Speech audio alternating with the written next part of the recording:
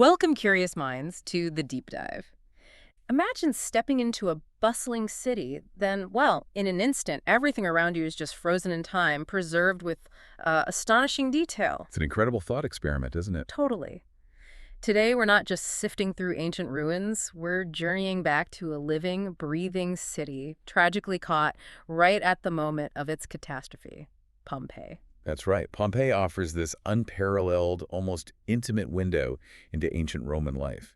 It really is a snapshot, unlike almost any other archaeological site on Earth. And our mission today is to take a stack of the most recent sources, archaeological park press releases, news reports, the latest historical analyses, and really extract the most important nuggets of knowledge. Yeah, find those aha moments. Exactly. Uncover the remarkable new discoveries and show how these finds are still reshaping our understanding of what daily life was like almost 2,000 years ago and, well, how it all ended so abruptly. And what makes Pompeii so unique is that tragic preservation. Unlike Rome, which was lived in continuously, rebuilt, changed over millennia, Right, layers upon layers. Pompeii just stopped. It remained buried under volcanic ash for over 1,500 years. So you get this complete cross-section of the city, its social life, daily routines, all frozen exactly as they were. It's hard to wrap your head around. And it sat right at the foot of Mount Vesuvius, overlooking the beautiful Bay of Naples. It sounds idyllic, fertile land, great for trade. Paradise, really. Despite that hidden danger lurking right there, nobody fully grasped it. And it wasn't just purely Roman, was it? It had a mixed history. Oh, absolutely. Huh. Founded by the Oscans, an ancient Italic tribe. Then it had Greek colonists, then conquered by the Romans around 80 BC. Evidence shows it was genuinely multicultural, people from all over the Mediterranean living there. A real melting pot. Okay, let's dive into these recent finds. Because modern Pompeii is buzzing with excavations, right? Maybe the most extensive in a generation. Absolutely. They're focusing heavily on Regio X, Region 9, which is a central area, almost a whole city block. How big are we talking? About 3,200 square meters in this specific dig. But it's key to remember, maybe a third of the entire city is still buried. Wow, a third. Yeah, so these digs are literally unearthing whole new neighborhoods, new perspectives on life there. And some incredible discoveries. Let's start with the House of Thyasus. That sounds intriguing. Named for a Dionysian procession. That's the one. Inside, there's this big banqueting room with an almost life-size frieze, what they call a megalography, a huge painting. And the details, what does it show? Oh, the figures are captivating. You have Bacchantes, the female followers of Dionysus. Yeah. They're shown as ecstatic dancers, but also, kind of surprisingly, as these ferocious hunters. Hunters. Yeah, holding slaughtered goats, even swords. Then you've got young satyrs playing flutes, performing ritual wine sacrifices. Very dynamic. But you said the central scene is particularly significant. It is. It shows a woman with an old Silenus figure, one of Dionysus's drunken companions, holding a torch. The thinking is she's an initiate undergoing a ritual into the Dionysian mysteries. And these mysteries promise A blissful life, basically, both here and in the afterlife. What's fascinating is this fresco dates to the 40s or 30s BC. So it was already maybe 100 years old when Vesuvius erupted. So it's like finding an antique painting in a preserved house. Exactly. Yeah. And the main comparison is the famous Villa of the Mysteries fresco. But this new one adds those hunting scenes. That's the really interesting bit. Why is the hunting part so crucial? Well, it might suggest a link between this intense religious initiation and wild game. Maybe even a comment on the wild versus the, let's say, proper Roman woman. It adds complexity to how we see their religion and society interacting. That's fascinating. A real contrast. Okay, from that, let's shift to another major find nearby. The Black Room. Sounds dramatic. It is another large banqueting hall, but this time the walls are painted this deep, striking black. Why black? Seems a bit gloomy for a party room. Well, the theory is actually quite practical. They think the black was chosen to hide the soot and smoke from the oil lamps they use for evening parties. Ah, clever. And imagine the effect. Flickering lamplight against those black walls. The paintings would have just sort of shimmered, almost seemed alive. What paintings did they have in this Black Room? Two main scenes dominate. One is Apollo trying to seduce Cassandra, the priestess whose prophecies no one ever believed. A bit tragic. Prince Paris meeting Helen. The event that Cassandra actually predicted would start the Trojan War. So themes of prophecy, fate, maybe impending doom. It's heavy stuff for a banquet. And the floor. Oh, the floor is incredible. Almost perfectly preserved mosaic made of over 1 million tiny white tiles. Just stunning craftsmanship. And we think we know who owned this place.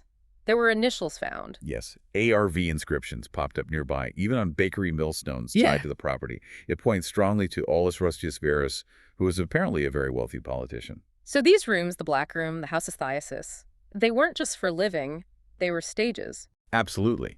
The stages for showing off wealth, yes, but also for influence. Imagine Verus hosting banquets here, making connections, maybe hashing out political deals while guests reclined and ate. Like a high-stakes dinner party. Exactly. Your private space becomes a tool for public ambition. It shows how intertwined their lives were. Okay, another amazing find was the Blue Room, a sacrarium or shrine. Yes, a space for rituals and sacred objects. And the key thing here is the color, that incredible blue. You mentioned it was significant. Why?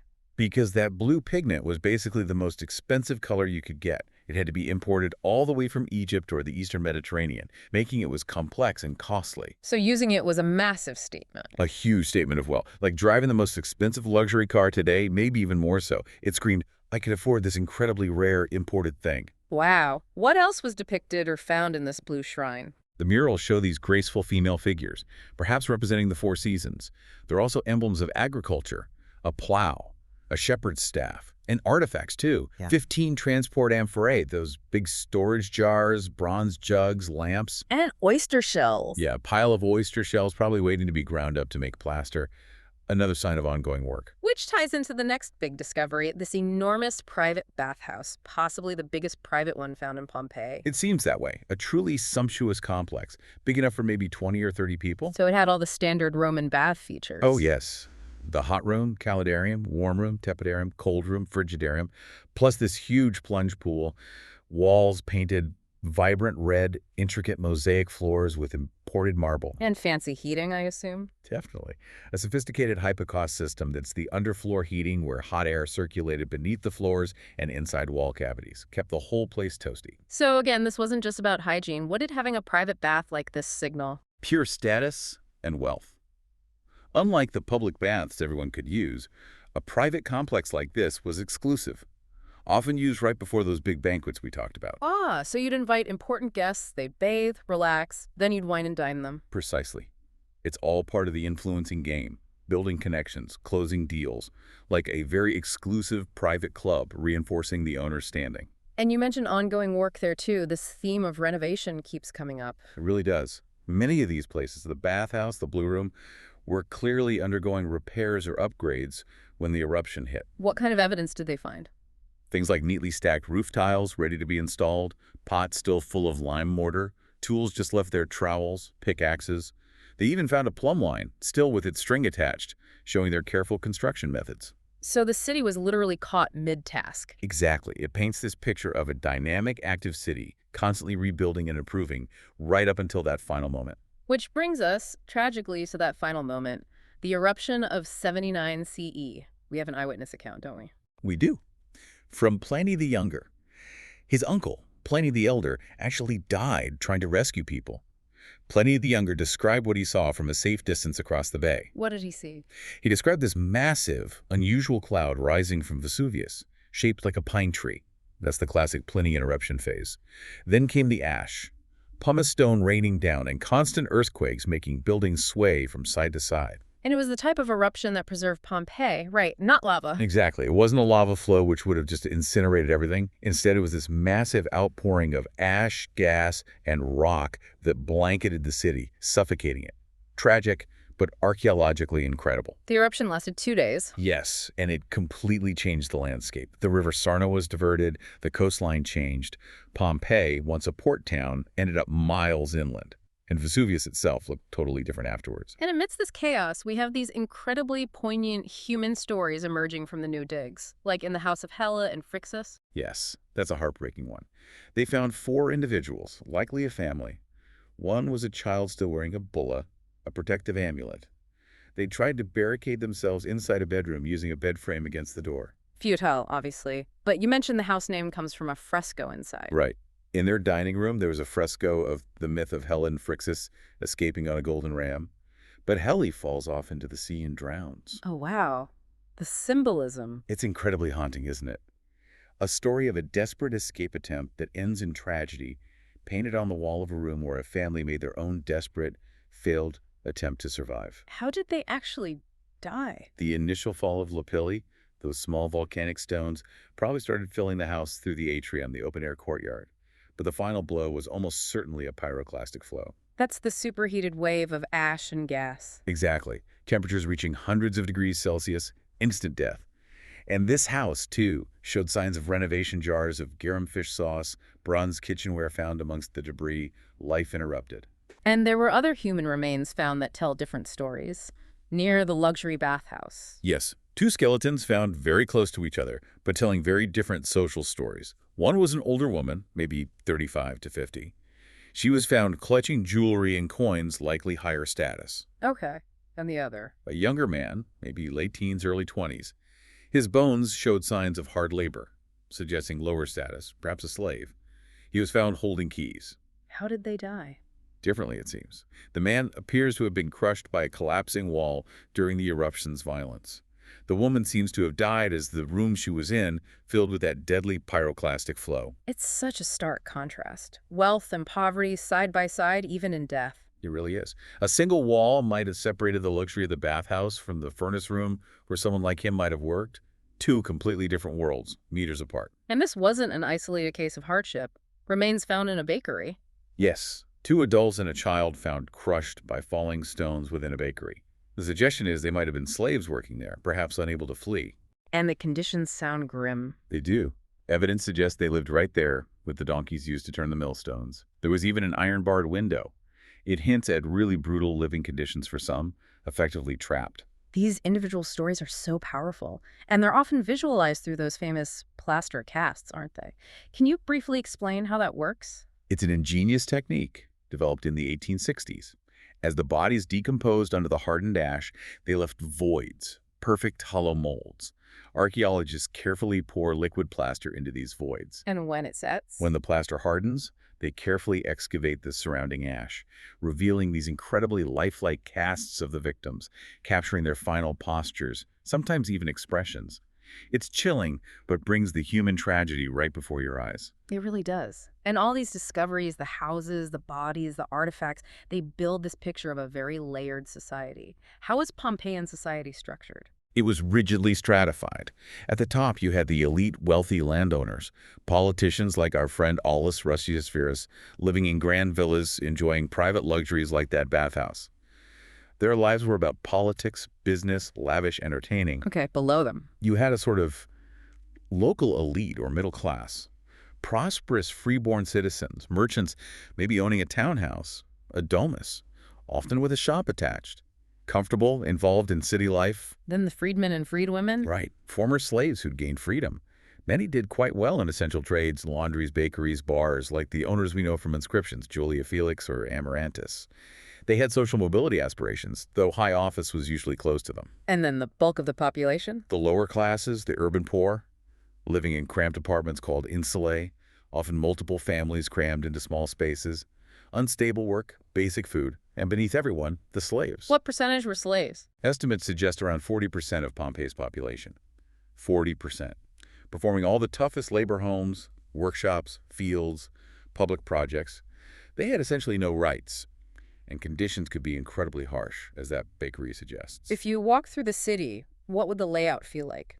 You'd notice the grid system immediately. Very organized, with main north-south streets, the Cardo, and east-west streets, the Decumanus. These all led towards the Forum. The main square. Exactly. The civic and religious heart of the city. It was a pedestrian-only zone, surrounded by the most important buildings. The Temple of Jupiter, administrative halls, the Basilica, which was used for law courts and business, not yet a church, but its design heavily influenced later churches. And markets, like the Macellum for fish and meat. And visually, lots of fountains, painted signs. Definitely. Fountains everywhere, fed by a sophisticated aqueduct system. And the buildings often had this distinctive red and white plaster, frequently covered in painted notices to Tulipicti advertising shops, services, political candidates, like ancient billboards, really. What about fun? Where did Pompeians go for entertainment? They had options. A large theater seating maybe 5,000 for plays, a smaller covered theater called the Odeon, seating about 1,500, probably used for concerts or lectures where acoustics mattered. And the big one, gladiators? Oh, huge. They had gladiator barracks, a training ground, and living quarters. And the amphitheater, it's actually the oldest surviving Roman amphitheater anywhere. Yeah. It could hold around 20,000 people. 20,000, more than the city's population. Yes, people would come from surrounding areas too. It hosted the Munar beast hunts, public executions, and of course the gladiatorial combats. Hugely popular across all social classes, lots of gambling involved. Kids were into it too. You mentioned graffiti. Yeah, that's a fascinating detail. Near the barracks, archaeologists found simple charcoal drawings made by children, sketching gladiators and hunters. It shows just how deeply ingrained even this violent spectacle was in their everyday culture, part of kids' play. Wild. Okay, after the games, people must have been hungry and thirsty. What were the options? Plenty. You had thermopolia, basically ancient fast food stalls, counters with built-in pots holding ready-to-eat food, and tabernae, which were more general shops or taverns. And the food finds tell us what they ate, including rodents. Ah, yes.